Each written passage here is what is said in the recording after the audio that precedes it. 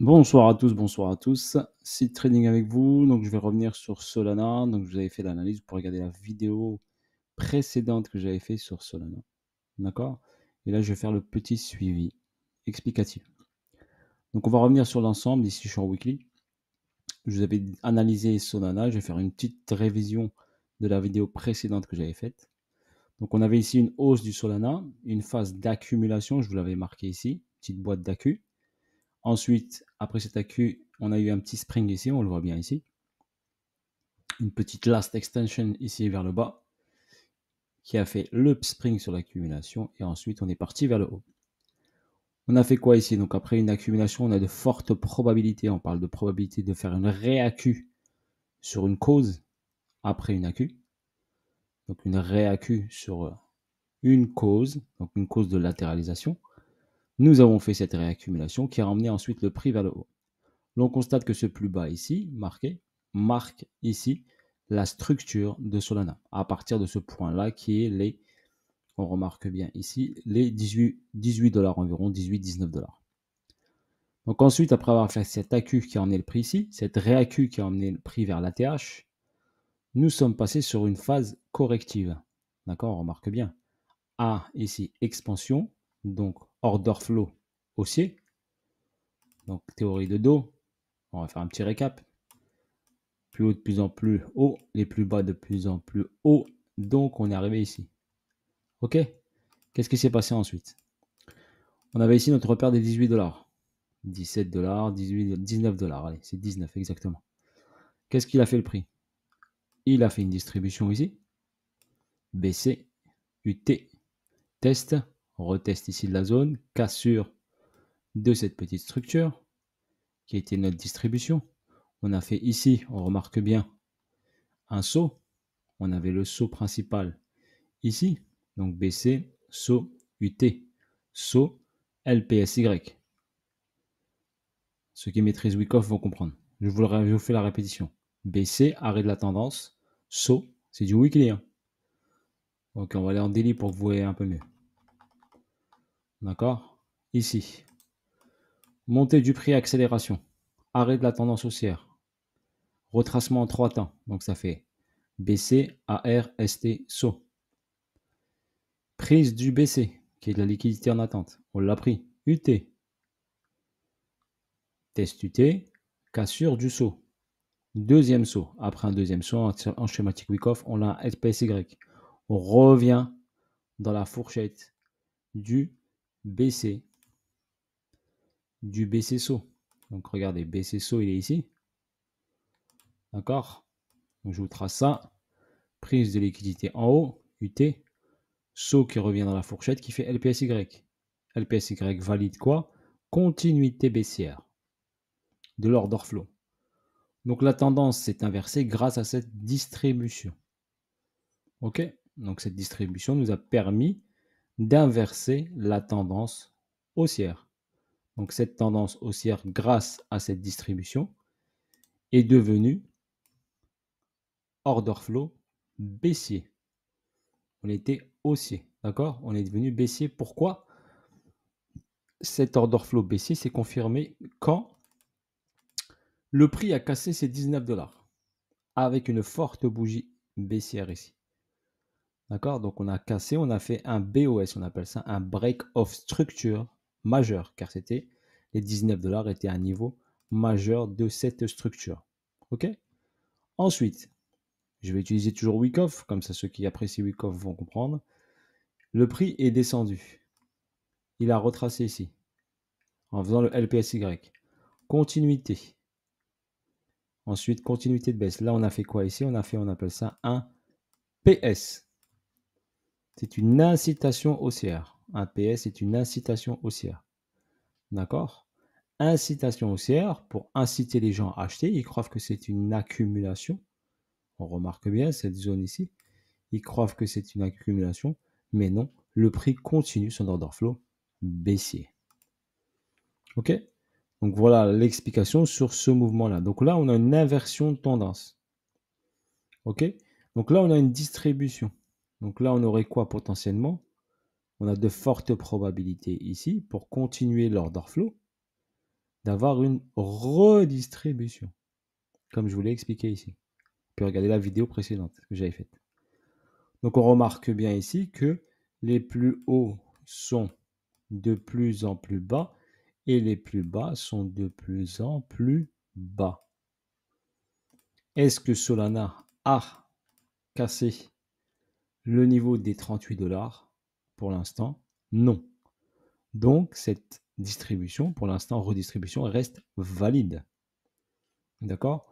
Pour vraiment valider un changement de structure, order flow, il faudrait que Solana casse, par exemple, les 48 dollars, cette zone-là. Et casse les 48 avec force. Donc, il faudrait, par exemple, je vais marquer en rouge ici, que ce niveau des 48 dollars soit fracturé avec une bougie forte, comme ici. Vous la voyez ici. Donc, bougie ici qui a marqué ici la cassure de niveau. Donc, on faudrait avoir une bougie haussière sur le même principe. D'accord? Une bougie haussière qui casserait les 48 avec force. Pour dire que l'order flow a changé de direction. OK? Donc, qu'est-ce qu'on remarque ici sur l'actif? On remarque sur Solana ici qu'on a ici un déséquilibre de marché. Le prix est revenu dans quoi? Dans le déséquilibre. Et quand il est venu dans le déséquilibre, il a réagi. Il a fait une réaction automatique. D'accord? Un automatique rallye. Donc, une schématique de redistribution. Je vais me mettre en daily sur la zone qui est là. Donc, une réaction ici. Donc, on est venu ici, on a fait une réaction. Donc, sur une redistribution, d'accord, on a un potentiel, bien sûr. OK? Un potentiel AR qui s'effectue en deux temps. Donc là, on a un SC AR. Et ce AR est venu où? Dans le déséquilibre weekly. Donc on revient en weekly. Regardez, il est venu dans ce déséquilibre weekly. Donc on a eu cette mèche ici qui est venue dans ce déséquilibre weekly. Donc si cette redistribution se confirme, d'accord, si on ne va pas plus haut que ce niveau-là, pour l'instant en tout cas, donc si une redistribution se confirme, le prochain mouvement, c'est ça, regardez. Donc je vous fais ça, ça fait ça, ça, ça. Ensuite, on prend l'argent en bas. Donc on prend ici, on fait un nouveau lot. Comme je vous l'ai dit, on passe sous les 7,99 $. Donc on peut aller au chiffre rond, par exemple, des 7 $. Un exemple. Chiffre rond des 7 $, parce que le marché l'aime bien. Donc là, c'était 8, par exemple, 7,99, 8. Là, ce serait 7 $ ou 6,99.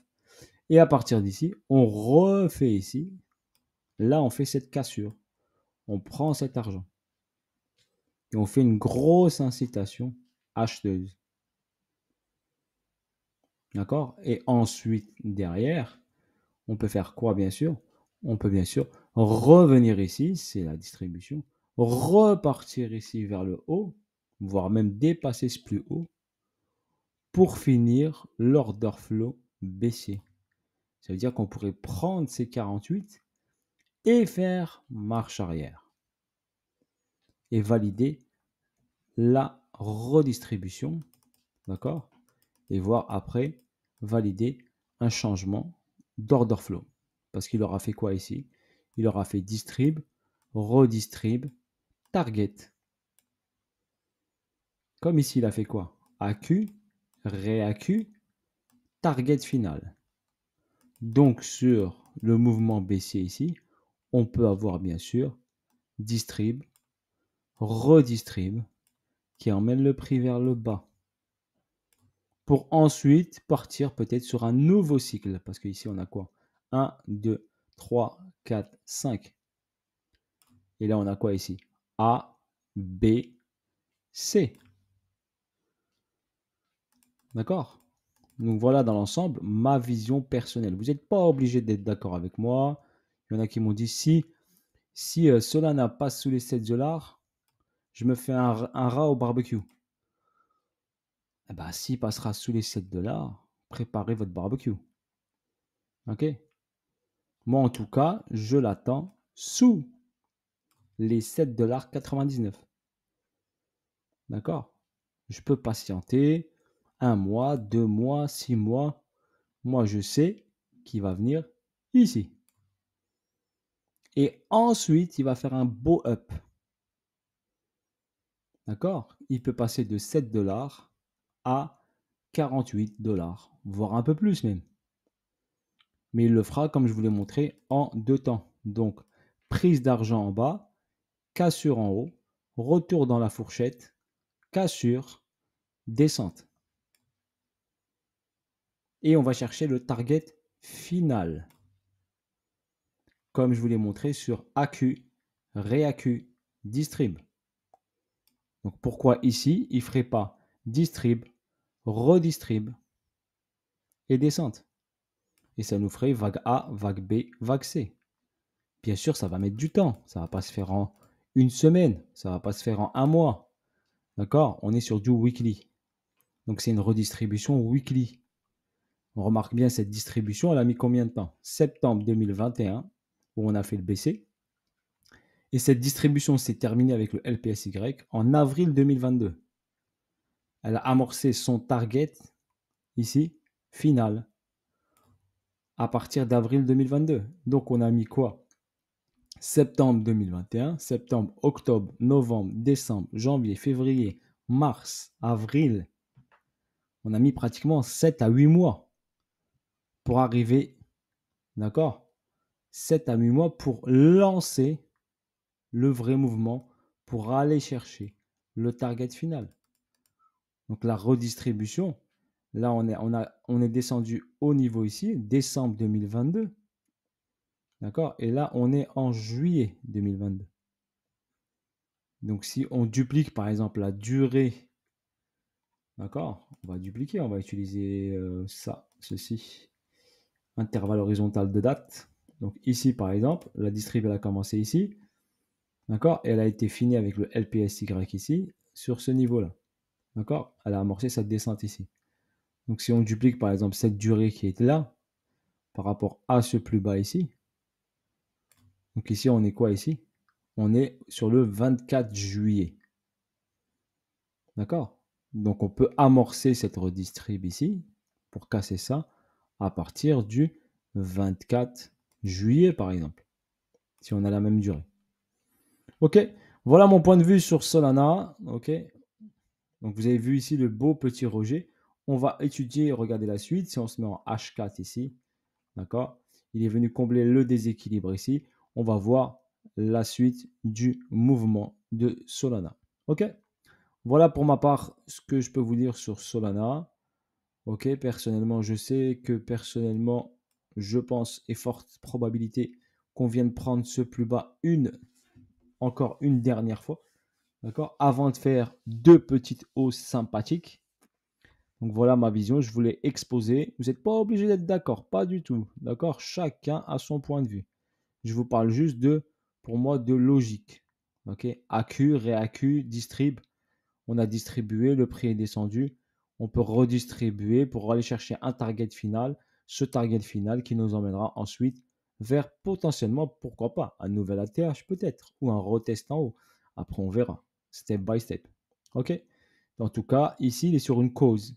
Et dans une cause ensuite, après cette cause importante, il y a un effet. Cause, effet. Cause, effet. Donc là, on est sur une cause. Ok. Cette cause, pour moi, ne ressemble pas du tout à une accumulation. D'accord? On remarque bien ici, SC, ST, par exemple. Bah, si on utilise ça comme une accumulation Wyckoff, bah, regardez ceux qui voient ça comme une accumulation, bah, on sait qu'une accumulation, il y a un SC, un AR, donc AR ici, ST ici.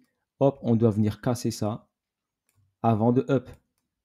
Donc même si on choisit ça comme une accumulation, on doit avoir encore un plus bas. Aussi simple que ça. Ok, c'est ma vision, vous n'êtes pas obligé d'être d'accord. Peut-être que j'aurai faux, peut-être que j'aurai tort. D'accord? Mais je reste sur mon plan. Moi, perso, j'ai mon plan. J'achèterai du Solana quand il passera sous les 7,99. C'est mon plan à moi. Ok? Voilà. Je vous ai partagé mon plan à moi. Vous n'êtes pas du tout obligé d'être d'accord. Mais c'est ma vision. Et je le partage sur ma chaîne YouTube. Voilà, force à vous la famille. Bisous à tous. Et je vous dis à bientôt pour de nouvelles vidéos et de nouvelles aventures. Bisous à tous. Ciao, ciao.